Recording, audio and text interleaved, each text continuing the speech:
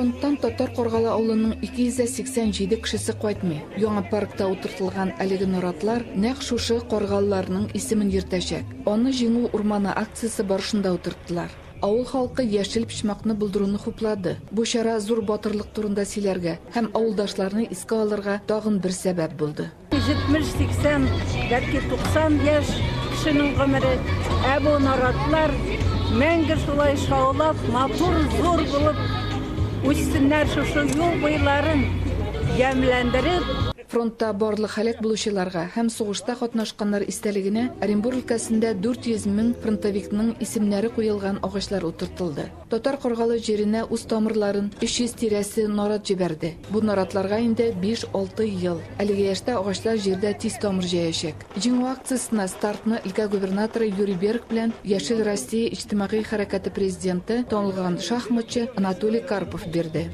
Совсем недавно Күптән түгел Совет һәм Американ гаскәрләре очрашкан урында Элбидә агач утырттым. Ул безнең солдат һәм офицерлар җирләнгән урын, яхшы хәлдә сакланган. Менә шунда без җиңү агачын утырттык та инде.